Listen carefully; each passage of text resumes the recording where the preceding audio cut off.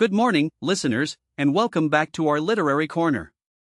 Today's headline is a book review of Christian Kracht's latest novel, Air.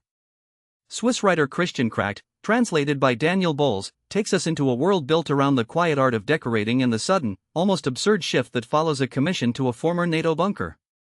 The story centers on Paul, a Swiss decorator living on Scotland's Orkney Islands. Paul stages homes for sale, gently coaxing lifeless rooms into something that feels almost alive. He lives in a house that feels plucked from a rustic design catalog, a threadbare sofa, a light gray stone wall etched with grooves, a very old Swiss military bicycle on display. Paul is obsessed with bringing authenticity to the spaces he works in. He wears a shabby, old fisherman's jumper in front of everyone, even though the locals wear practical, water-repellent Gore, Texas. He suspects that sometimes the locals speak to him unintelligibly on purpose, perhaps because Paul is a seeming outsider trying to fit into a place that values rugged authenticity. Kracht gives us a sharp satirical eye on this cottagecore cosplay. Paul's obsession with blackthorn salt, sifted by young artisans from salt pans in Ayrshire and marketed online with images of kelp strands, is a perfect example. His desire to cultivate a beautiful way of life is interlaced with the reality that we often fall for Instagram ads, the editorial notes that feels like a product.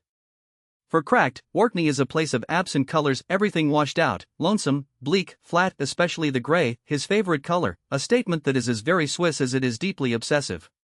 The plot is set in motion when Paul receives a commission from a Norwegian patron to paint a former NATO bunker the perfect shade of white, not too beige, not too eggshell. The bunker is now a cavernous data center, the central repo. It's an ugly, new, concrete monstrosity that Paul battles to give life to. Even before Paul arrives, the novel is replete with his emotion. The day before he sets out, he swims and feels a wish for a bittersweet life, frothing around his heart. He has an aching sense that this will be a truly different, very beautiful life for him. In Air, Kracht pushes us toward a stolid appreciation for the small moments of authenticity, while revealing how life's compelling moments suddenly become the biggest things we can create. He also shows how love, or at least an obsessively aesthetic state, can hold us together with the line Paul says you might feel moved to leave your life in order to create the right space for yourself. Kracht highlights how the best of people carry on through difficult real life very stubbornly little differences. All in all, Air is an intimate, beautiful novel that continues to show that good might be.